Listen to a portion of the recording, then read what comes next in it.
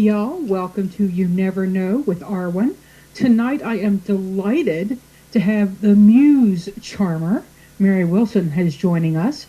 Before we get into talking with Mary, and you need to stay alert because she's got a way awesome opportunity for everybody out there. So I'm really excited about this. Can you tell? Okay. We're going to do this week's Taroscopes. And here we go. Aquarius, Nine of Swords. Don't let worry become an addiction. Break free of the mind rats that gnaw at your peace. Too much thinking frazzles. Pisces, Five of Swords. Careful your thoughts don't trap you. Cutting your nose to spite your face is just silly. Open your think. Aries, you get the Emperor. Strength applied wisely increases your power. Not wisely? Yeah, that. Focus on building your personal success first. Taurus, you get the Lovers. Leave a chair open for someone to join you. Stop closing off. Solo isn't the only way to live. Choose a table with two chairs. Gemini, Two of Pentacles. Juggling comes naturally. Use all your skills this week to make home balance with work, and vice versa. Balance, dear. Cancer, passion can weigh you down if you try to do it all. Make a list, prioritize. I suggest bungee before sushi, and no new task this week. Leo, you get the King of Wands. Lead with your heart. Light the path with your smile. Big events require all your energy. Smile, they will follow joyfully. Virgo, Knight of Wands. Expect new horizons. Fast times force you to get engaged. Put your goggles on and face the winds. Fly, darlings.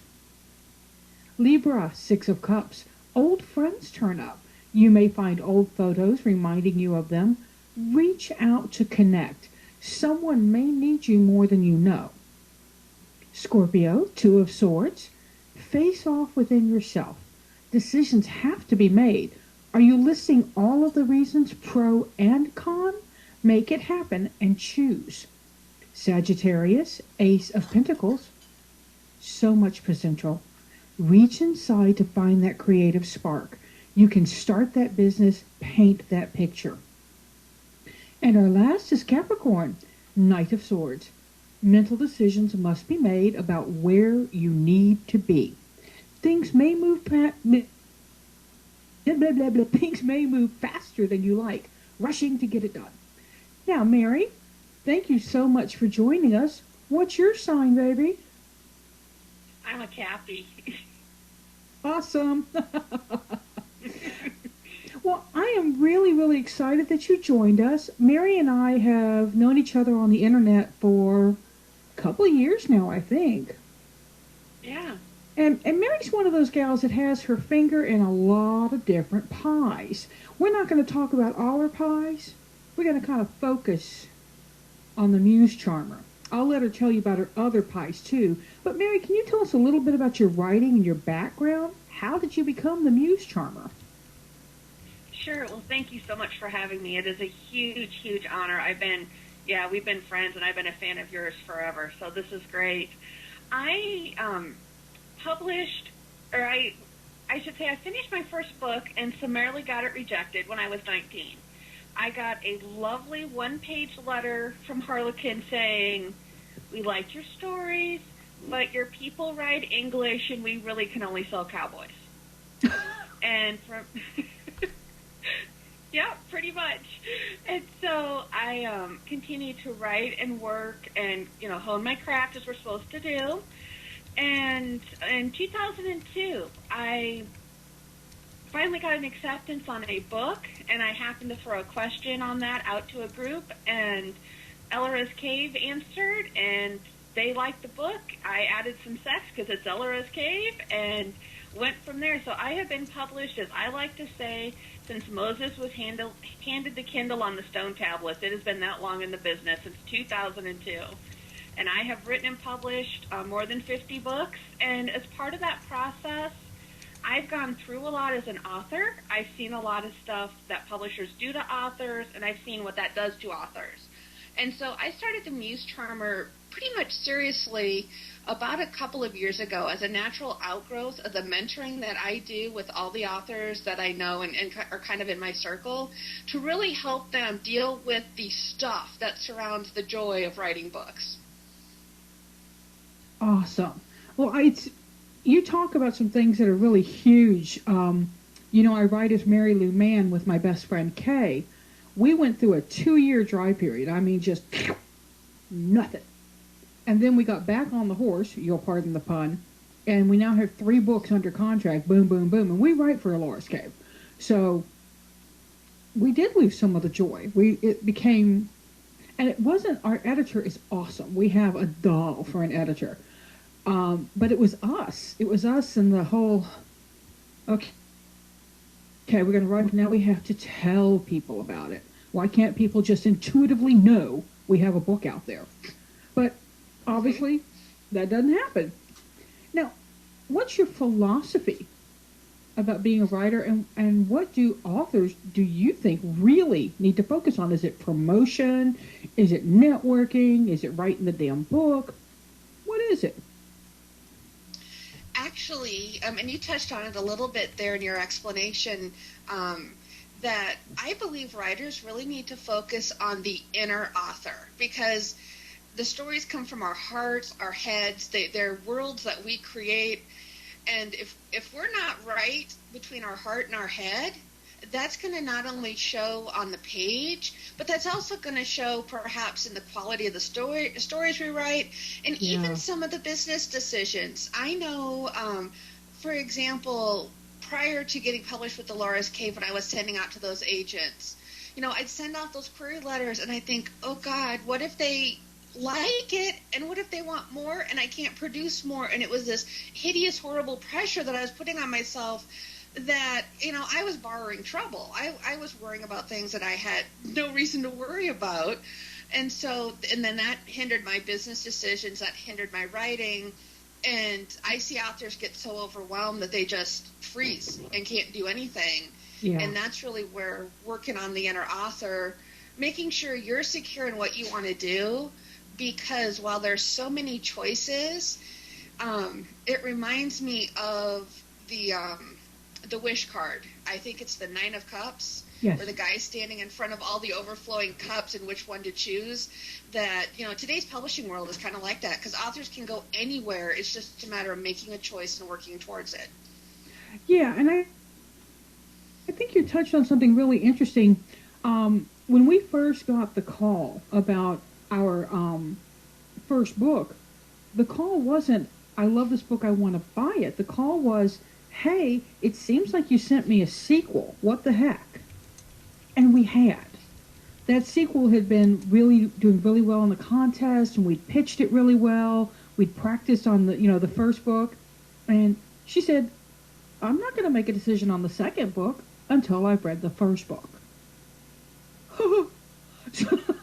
so we were like, okay, here.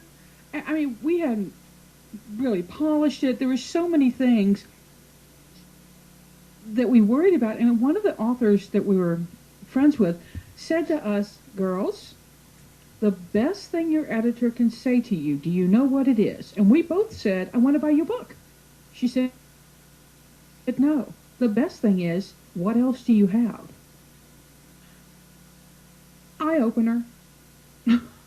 So I think totally. And the over worrying. But do you feel that the publishing world has changed? You've got we sold in 2008. I think was our when we first sold, maybe 7, and it came out in 8. You know how that works. But do you think there's been a huge shift in not just independent publishing and not just Kindle publishing, but in authors having to take on more of the burden of promotion? Oh yeah, totally, yes. Because with the power comes the responsibility. And, one of my pies is I also run a publishing company. And while I do my darndest to, provide education for my authors. I work really closely with them. I really value, we're small, and I do that deliberately because I value close author relationships. The truth is, whether you have a staff of 1 or a staff of 91, a publisher can't do it all. And the best person to promote your book is you, because you're the one that's passionate and excited and, oh, I've got this great idea, let me tell you about it. Or, you like medieval romances, look, here's a knight. You're the best person to be. You can be your own best advocate. And let's just scoot a little tiny bit off the Muse Charmer and scoot a little bit towards your publishing company, because I think that you have some books that my tarot folks might really, really love. One of your authors is the fabulous Christiana Goddard. And she is fabulous, y'all. I got to read one of her books. I think I read the guidebook is the one I read, and it's awesome. So y'all really, if you like tarot, Christiana is one of our gifts in the tarot world. I highly recommend her book, and we'll get a link up there later, or I'll put it out on the You Never Know page so that you can check it out. Because I think people need to understand, that your publishing company, you publish a variety of things. You don't limit yourself to one genre or even to just a fiction. That's right. One of my favorite sayings is it's good to be the publisher, because if I like a book, I will find a home for it. And we originally started actually as a metaphysical new age publisher, and I was going to let other people deal with those romance novels. And then a few things happened, and I went, hey, I got some books. I can put my own books out and have control. And then I had other people going, well, hey, what could you do for my book? And I was like, okay, we're romance publishers now. And, we worked forward with that. But, yeah, our main focuses are the metaphysical, spiritual, and that is so broad. I mean, it could be anything. I've got a lovely book that'll be coming out later this year called I Don't Dwell by Sam Shelley. And he basically used new thought concepts to deal with some very, very strong physical challenges in his health and that. And so it's about that. We do the tarot, we do Wicca paganism. Shauna Aurora Knight is one of our pagan authors, and I love her work. It's a lovely 201 level. It's not basic Wicca. And then we do the romance and then science fiction fantasy, which are my two loves and have always been, which is kind of how I got into publishing with Alora's Cave, because back when I started, they had no idea what to do with us paranormal authors, and I had an agent read Ghost Touch, my first published book, under the pen name of Mary Winter, and she said, I'll wait till you're done drinking, and then I'll tell you what she said, because what she told me was, the Southern housewives that read romance are not going to like your witch and your ghost, and the fantasy readers are going to go, ew, they're kissing. And that was, What was she drinking? Apparently not the good stuff. Wow, yeah, because right now,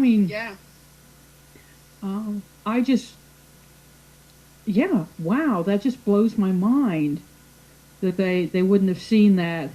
I do think that sometimes, and maybe you can address this, that sometimes agents, not so much publishers, but agents tend to play it a little safer than maybe is necessary, than maybe the market really deserves. Do you think we don't have enough edginess?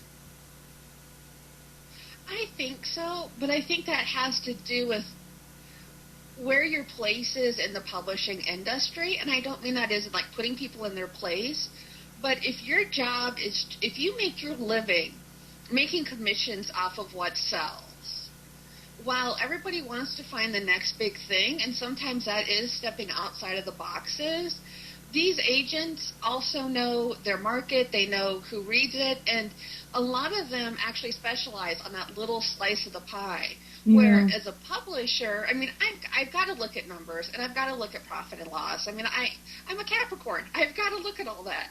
And so, but I can, again, if I love a book, if it's a good, well-told story, if there's heart and passion in it, I'm probably going to pick it up, even if it's a totally new author, no platform, nothing, because the story's going to sell itself. Yeah. I just finished listening. I do audiobooks now because I don't have as much time to sit and read, but when I drive, I can fill my ears with stories. I just read a series, and I think there's another one coming out. Where I don't know if it's a wrapped-up series. And I really, the writing was purple. I mean, it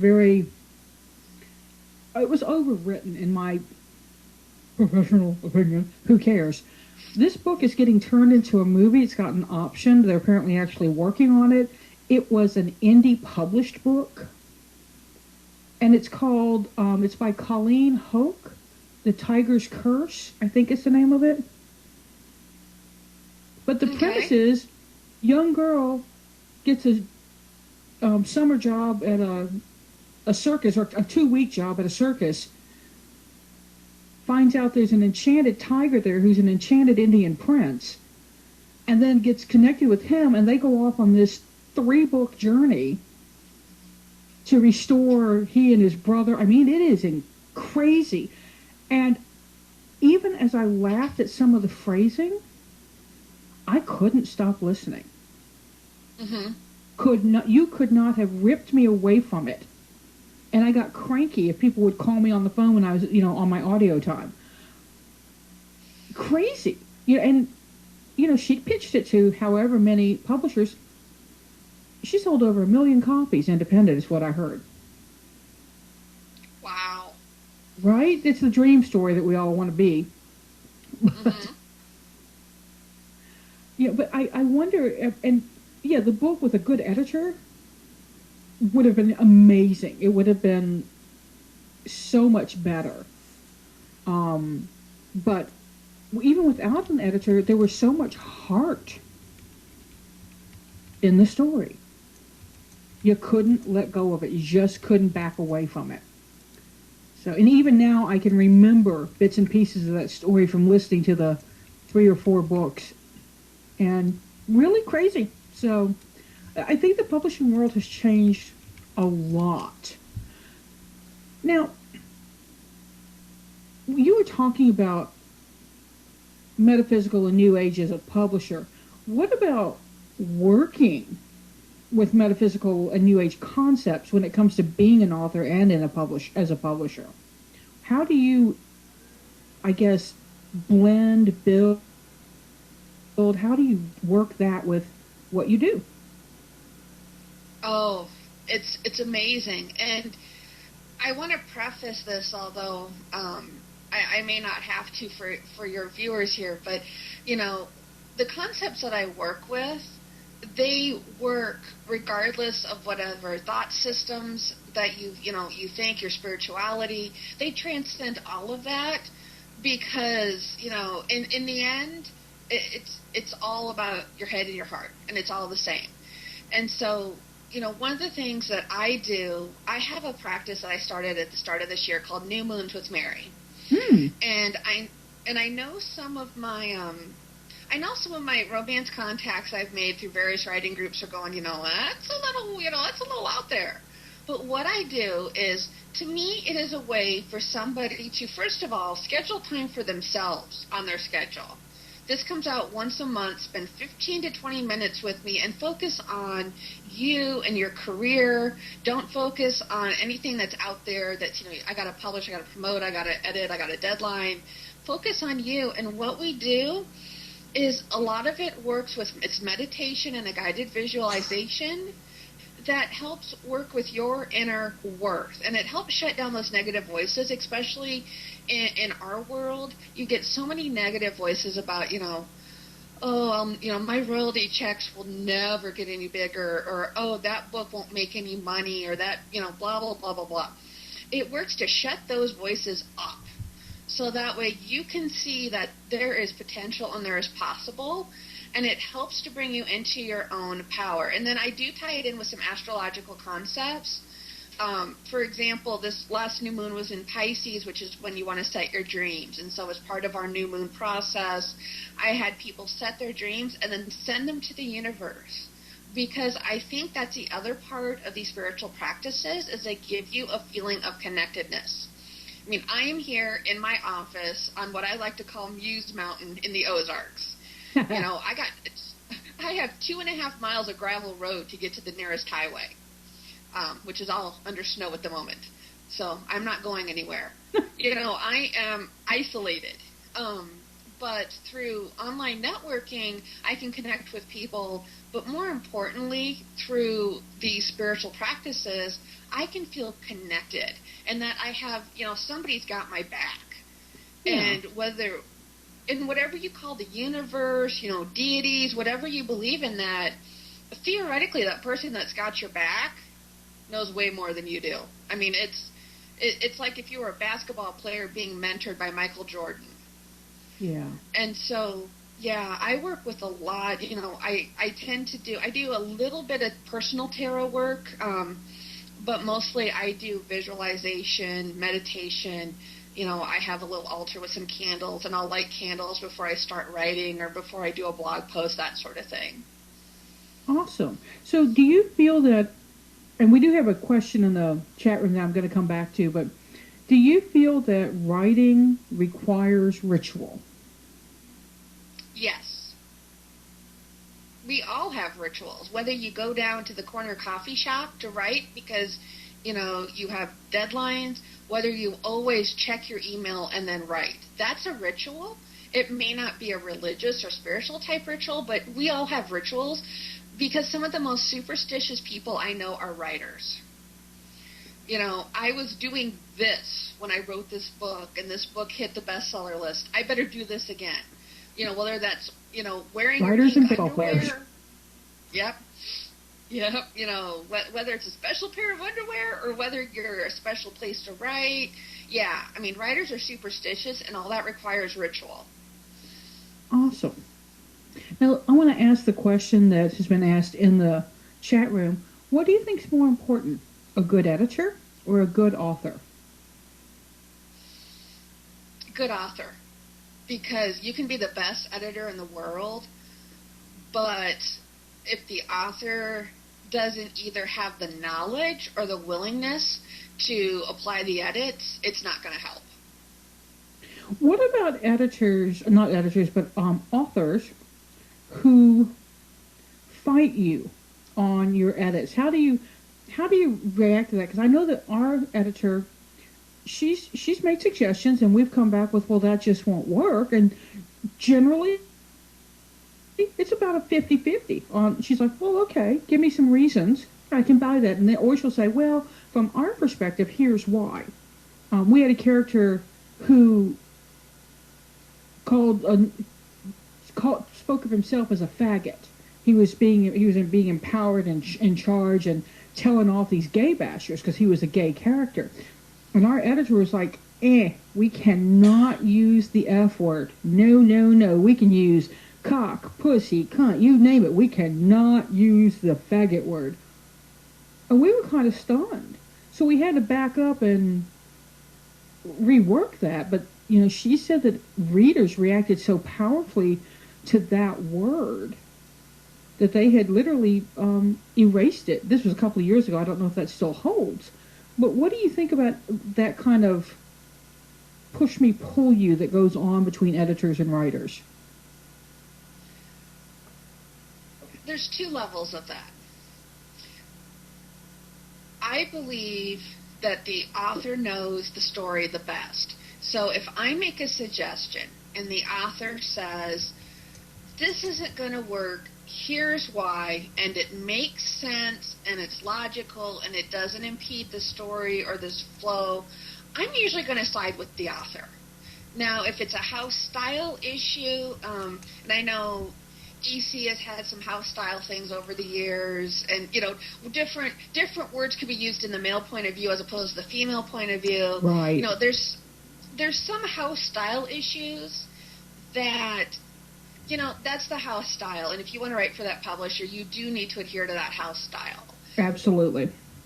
Yeah. That being said, I've been the recipient of what I felt were edits where there's one publisher, and I love them, and I'll still write for them, but I know going into this, I'm going to send them this manuscript, and then it's going to be an ordeal to get through the edits, because it seems that every step along the way, each person that touches the manuscript wants to change something for the sake of changing it to say, I made the author change that. And at one point, one of my books that came out, the main character's name got changed. And I was like, why? And their explanation didn't really make sense, but I was like, well, what the hell? And at some point as an author, sometimes you just got to smile and hit accept changes, and move on. Yeah. But I think the onus is usually on the author to explain why they are rejecting changes, and the onus is on the editors to understand and respect those decisions. It's funny that you brought up the name change thing, because book 3 in our Shapeshifter series, we'd already had it partially written when we sold book 1 and 2. Well, we were told that book 1, he had to change his name. And it was because it was cliche. Yes, we had a Native American character named Wolf, who was a shapeshifter. Sue us. Okay, fine. And they said, you can't name him Hawk either. Oh, fine. So we had to go back, and we did a lot of research, and we came up with Micah, and his last name is Keeps Vigil, which completely fit him. It really was amazing how well it fitted. And our editor was very kind, because she said, I know you're not going to like this edit. You think? We've written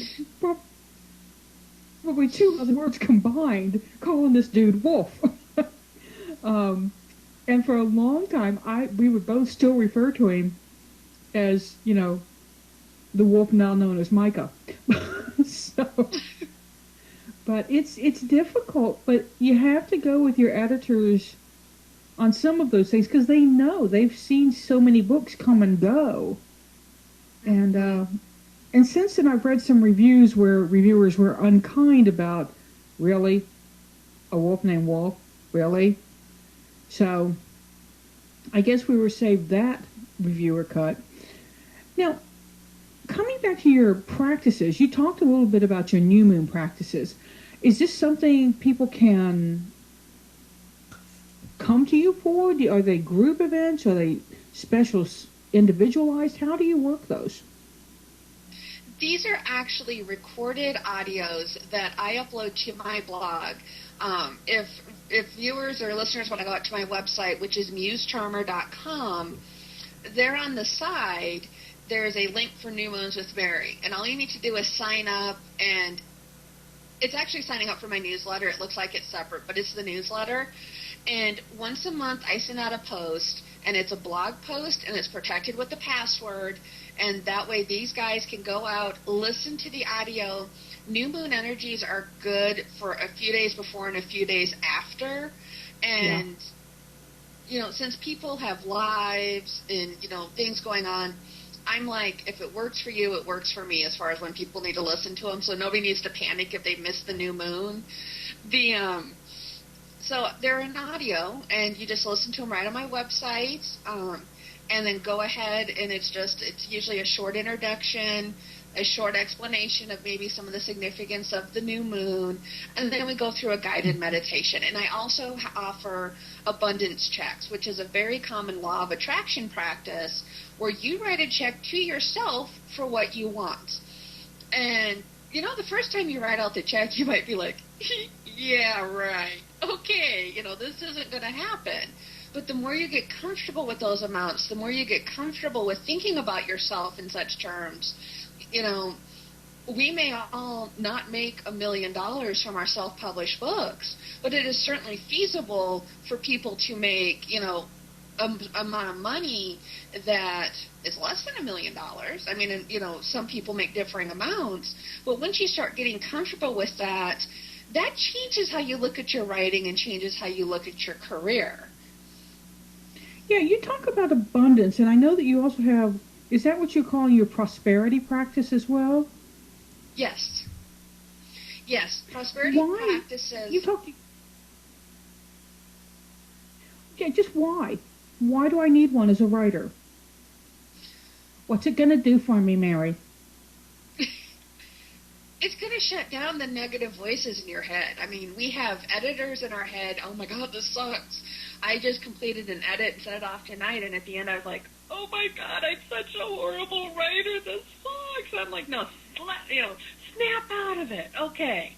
So, first off, it's going to shut down those negative voices, because if you get a bunch of writers together talking, and I'm going to pick on romance writers for a bit, because after hanging around with the science fiction geeks, when you got an organization with like 9,000 women in it, the really gets to going. So, you get a bunch of writers together, and it's, I don't make any money. I never make any money. I don't know why I do this sometimes. You got to shut those voices up. And that's what a prosperity practice will do for you. And it will also start to change your mindset. That if you feel stuck, if you feel overwhelmed, a lot of that comes from feeling powerless. And when you feel powerless, you lose your passion, because you start to think, why bother? Nothing's ever going to change. And so if you start to build in time for you and time to start changing your mindset about your career, that's really going to start to shift things for you. I know myself, even with the Muse Charmer, the things that I was doing a couple of years ago were different than what I'm doing now. And that has to do with changing my mindset of, okay, this is where I want to be. Yeah, and I have to tell y'all that if you don't subscribe to Mary's newsletter, do. It has, as she said, it's transformed and grown and really almost gotten laser focused over the past few years. I've been on your newsletter for at least 2, if not 3 years, I think. Yeah, I think so. It's been out that long, hasn't it? Yeah. Yeah. And I know that it's gone from kind of a broad, it was almost like more of a, let me help you get your promotions done, let me help you do the author stuff you need to do. And now it's like, no, boom. This is what I'm good at. This is what I can help you be better at. Let's do this together.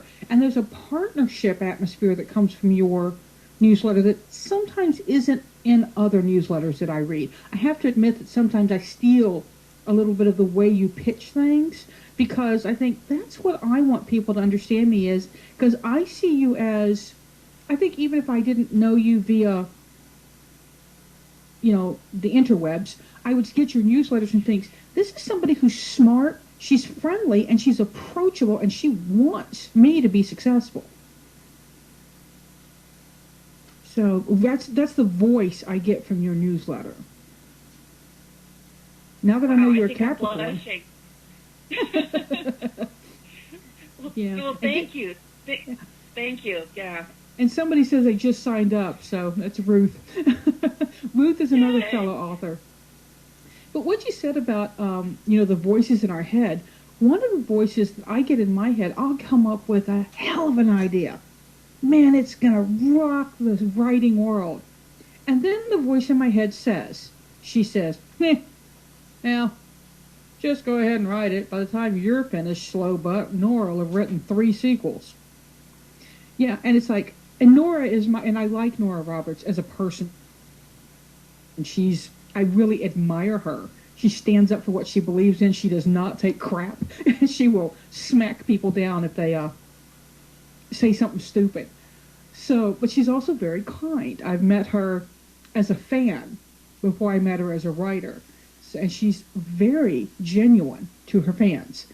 And I've never seen her be ugly to another writer at all. I have a great story a friend of ours was at Romance Writers of America conference. For those of you that don't know, this is like the big event for romance writers in America. And she said she was standing outside, and she was in the smokers group, and she saw Nora Roberts, and, Nora said, "Oh, hi, how are you doing?" She said, "Oh, I'm nervous. I have to pitch." And Nora's like, "Well, it'll be okay," and gave her a few hints, and said, "Well, what do you write?" And she told her what she wrote, and blah, blah, blah. And then she said, and in my head I thought, oh, I'm not being polite. So I turned to Nora Roberts and said, "And what do you write?" And she said, Nora was like, "Romance." So to those that aren't romance writers, Nora Roberts is kind of like one of our primo people. She outsells Stephen King. So she's really, really well known. But yeah, what do you write? Romance.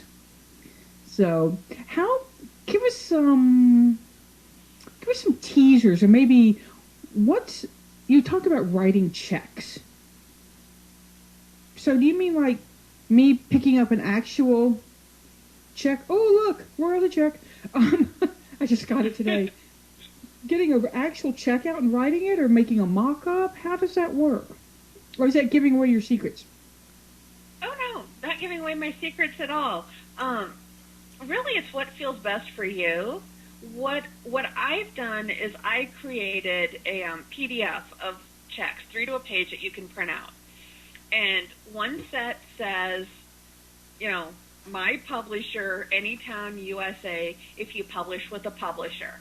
And if you are independently published and you're looking for your checks from Amazon or Smashwords, then the other checks say, my ebook vendor, And so you can, if you think it's a check, or if it looks enough like a check for you, then that works. I mean, if you want to take crayon and draw a check and write it out, whatever works for you. I'm a big believer in whatever works for you as regards to these practices, because they're not going to connect with you if they don't resonate and if they don't feel real. Makes sense to me. I like the idea of, and I'm right now, we're only with the Lord's Cave. We have been rejected by other publishers. But, it's going to happen. And we've been rejected by our own publisher. That was a big shock to us. Our editor, our beloved editor, wrote back and said, "Ladies, this is missing." And she told us exactly what was missing and said, if you want to rewrite and resubmit, and she bought the book when we resubmitted it, but we were like, what? You're our editor. You're our friend. Well, not exactly. Your editor isn't always your friend. And I think that there has to be, it's like your boss being your friend. There has to be a distinction, because that's the person who has to look at you and very carefully say, "Arwen, honey, that stinks. But it can be improved, and here's how." So, and we do have, I love the idea of that prosperity check. I'm wandering. The prosperity check, because, wow, just by putting it in writing, and I'm a huge believer of putting stuff in writing, right? I use Leonie Dawson's workbook. That's one of the pieces of it. You write down big goals, and then you put it in writing. So, and I had literally was writing down, she has 100 things you want to do in the year list. And they're silly things. They can be like fly a kite on the beach, go see Cirque du Soleil. Go see Cirque du Soleil was one of mine. And I literally had just finished writing it when I saw an email from my sister pop in. I went and read it, and my sister said, "I've just got you tickets to go see 2 shows when you go to Las Vegas to get married." Cirque du Soleil was one of them. Awesome. Call me a believer, right? I'll just click it off. Everybody, I think that you've had 3 people sign up for the newsletter, so. Now, I'm looking, I asked Mary to help me with questions to ask her, and y'all, I do this for most of my guests. I never want to be that interviewer that, "So, Mary, what about that skeleton in your closet?" And Penn actually will not allow it. They have a a strict injunction against it, which I really like. It's one of the things I like the best. So I'm looking at the question she asked me. Oh, I know. Coaching. What is your goal when you begin working with an author as a coach? Can you be an editor and a coach for the same author? Sure, I can. My coaching is very fluid. The information is on my website under Work With Me, and the packages that I have, a lot of them are just email. I'm an email buddy, but I'm also that sounding board. And my goal is to help authors get that connection between their head and their heart, to get them on the right path. If they want me to walk that path with them, as far as advice, sounding board, I'm not big on hand-holding. I will put that disclaimer out there. I used to do tech support, and I am way not big on hand-holding. But I will gladly offer suggestions, offer advice, walk that path with you to help you get clear. Because, the clarity that you mentioned earlier, I have a part-time job where I drive all over northern Arkansas.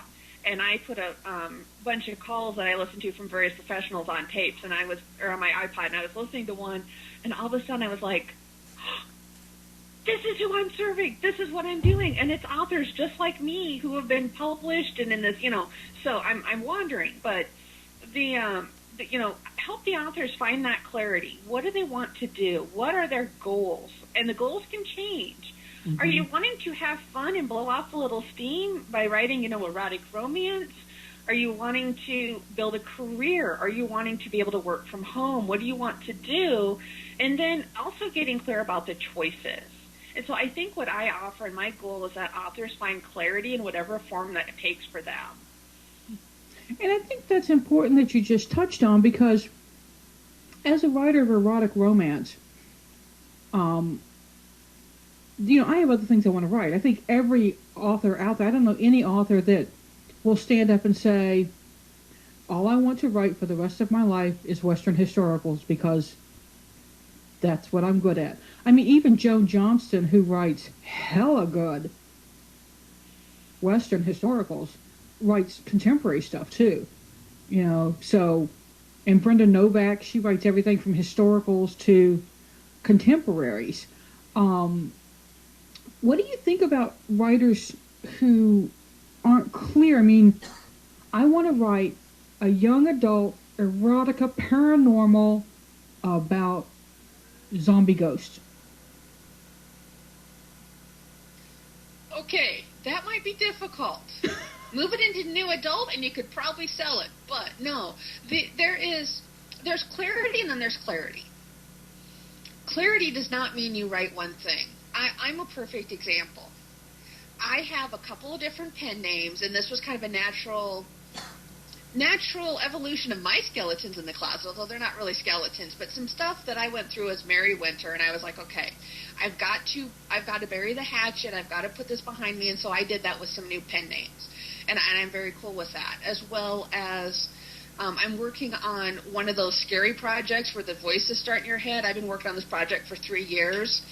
It is a young adult alternate history book set here in the Ozarks during the Civil War. And thank you. I'm actually working on a adult with romantic elements because I had a discussion with an editor who had that same response but went, ooh, but we don't publish young adult. And I was like, my world, my rules. I can do this. So, you can write different genres, and for me, the pen names help because I put different hats on. When I'm this pen name, I write gay cowboys. When I'm this pen name, I write science fiction, erotic romance. And so to me, pen names is like putting on a costume and help me find that clarity. But you can, as long as you know what you're doing and why, you can do, pretty much anything in this industry. But you got to know what you're doing and why you're doing it. I think one of the most famous pen names out there that was revealed a few years ago, going back to Miss Nora Roberts, or La Nora, as some people jokingly call her, which I think she's really not a princess, y'all. She's a pretty down-to-earth gal. But a lot of people didn't, who said, I won't read romance, that stuff's crap, those authors can't write anything, I'm going to go get the next J.D. Robb. Whoopsie. Yep. Got a little something to tell you guys.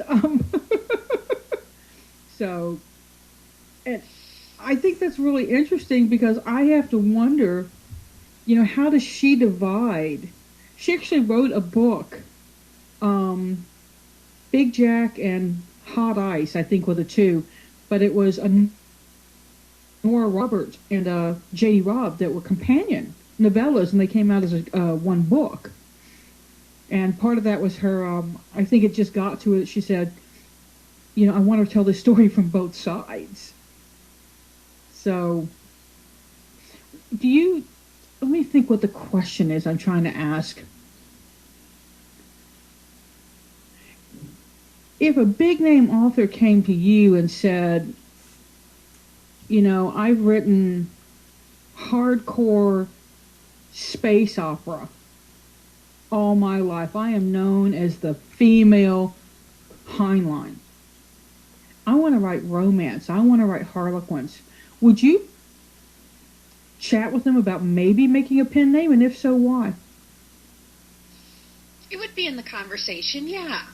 And that has to do with knowing what you're writing and why. When I do get my young adult finished, it will be put out as Mary Caelsto.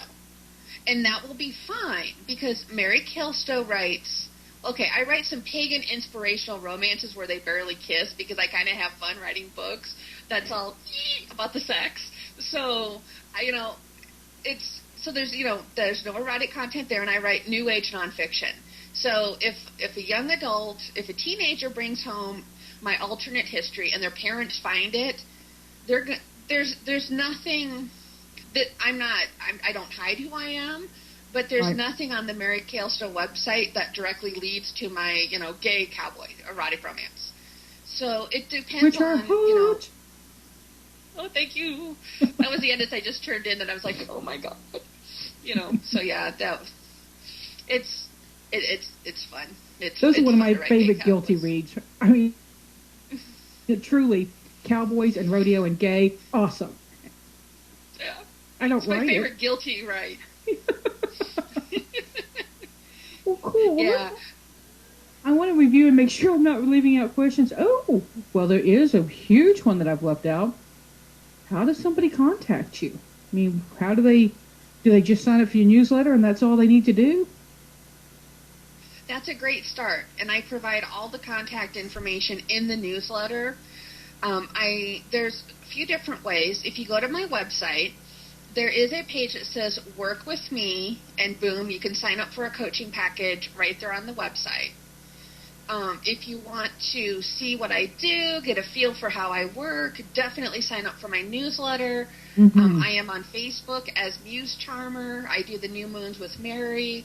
And I periodically do, I probably won't have any scheduled until later this year, but I do Muse Camps, which are where I bring in people and do teleseminars with various authors on various topics. The ones I did last year were on self-publishing and inspiration. So my schedule's full, so I probably won't be doing any until later on this year. But, there's various ways to contact with me, but Facebook as Muse Charmer, Twitter as Harmonic Zen, and then through the newsletter as well. And then there's also a contact form on the website. The other thing I have is called the Circle of Muses, and it's at www.circleofmuses.com. And this is, if you're not quite ready to step into the one-on-one coaching, but you need a little bit of, you want some training and some guidance every month, this is a perfect time to join, because I'm diving into an exploration of my 4 squares of publishing and how to build a solid foundation for your publishing career. So that's at circleofmuses.com, and there's various levels and various things you can do there, but that's another way to get in touch with me. Mm-hmm. Yeah, I'm looking, y'all, at it is as low, if you just want to go in and test it out, it's as low as $9.97 for the first 30 days and then $17.97 a month after. You can do more, you can get bigger, you can get her Muse Master for $14.97 for the. I sound like a. Oh wait! I mean, this is awesome stuff. I put the we have a chat, and I totally forgot to tell you about the chat. Bad host. But I put that link into the room so that people could take a look at it. There's a whole bunch of stuff here, y'all. You get a special audio call. You get the Muse Hits training. It's amazing. You get the newsletter and the website and networking. Yeah. Oh, and she offers your newsletter to other readers who sign up for other member authors' newsletters. Ooh. Arwen starts, this is amazing. Well, thank you. Yeah, that's something new. The newsletter thing, I'm still working the method out for that. I mean, I got it all set up, but yeah, that's something I'm really big on, because there's a lot of things that authors, kind of bringing it from the coaching world to the author world, there's a lot of things that authors can do that totally boost their reach, boost their, readership, and ultimately boost their sales. But it's just things that, authors are like, about, or, they don't think about that.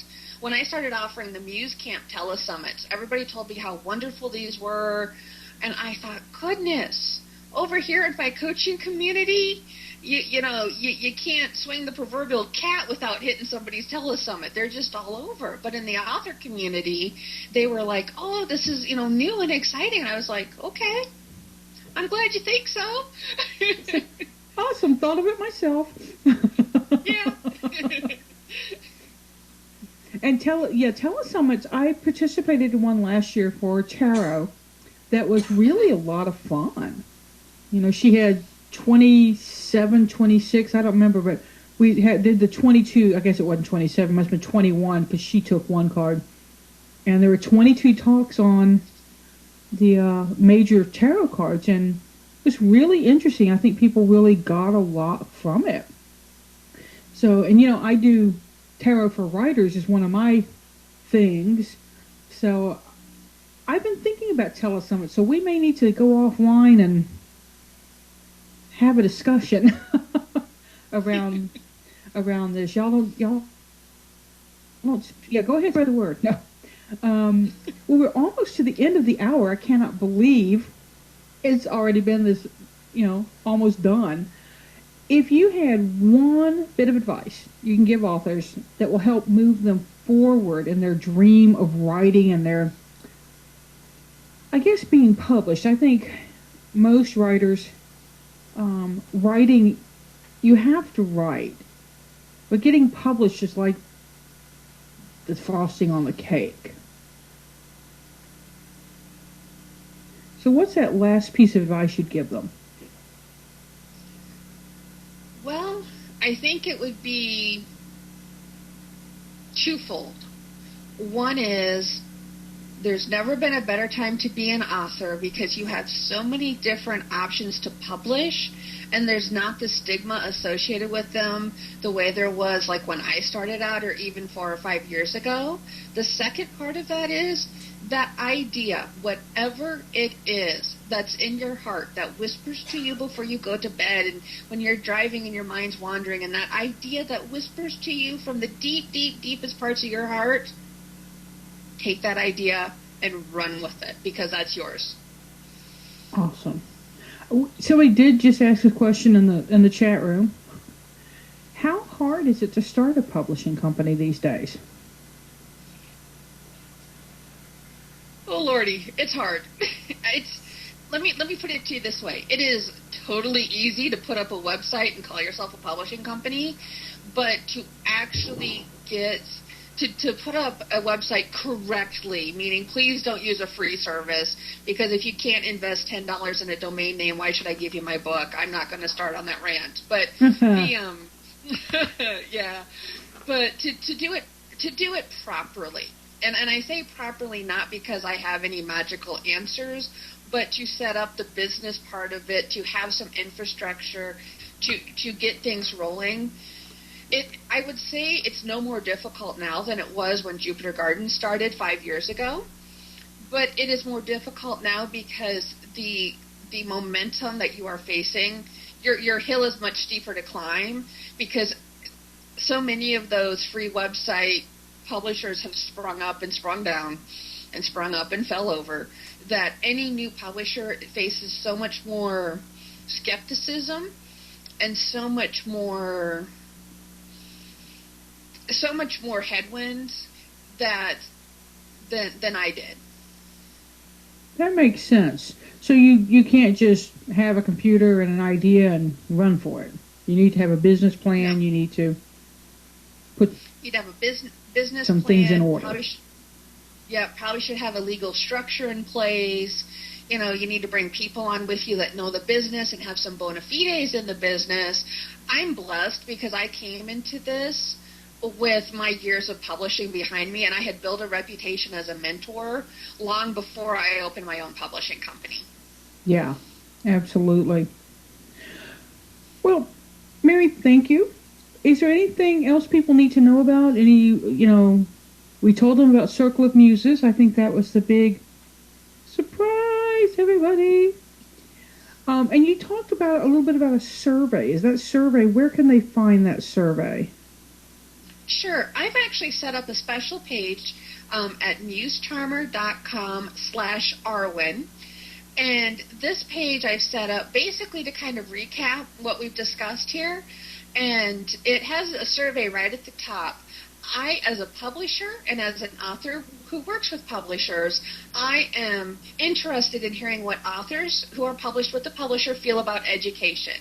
Are you getting too much, not enough? Would you do it? Is it a waste of time? And what topics do you want? Because I'm working on something that's pretty darn exciting. My authors get to see it first, but I'm working on something that makes me go, ooh, in regards to that. So I would love to hear from authors on that survey. It's really quick. It's anonymous, so you can say whatever you want, and I don't know you're saying it. And then it also has a really special deal on that prosperity class. It's normally about a $50 to $60 class. It starts at the end of, close to the end of March. It actually starts on the equinox. And it's only going to be $27 for your listeners here. Yeah. That was our introductory price that I offered for the month of January, and so I brought that back just for your listeners. And then, a few other links as far as how to get to my newsletter, as well as just some other little tidbits of information. Awesome. Mary, thank you so much. That's very generous. Now, we will have people coming and listening in the archives. Is there a cutoff date that they need to know about? Or if they go to that page? I'd say the cutoff date would be the 20th of March, the day before it starts. You can sign up at that price. If you come to me later and it really moves you, send me an email, see what I can do. Fair enough. Everybody, Mary, the Muse Charmer, she has been wonderful. And next week, I'm going to be chatting with Bonnie Shahove about birth cards and tarot and how to integrate your birth cards into your life. You know that Bonnie has written a book called Tarot, Birth Cards, and You. And it's a fabulous book. It's out by Schiffer Publication. And I really enjoy it. I've taught a workshop for my local tarot meetup here using some of Bonnie's methods. So this week we had the Muse Charmer. Next week we have birth cards. You never know with Arwen what you'll have the week after that.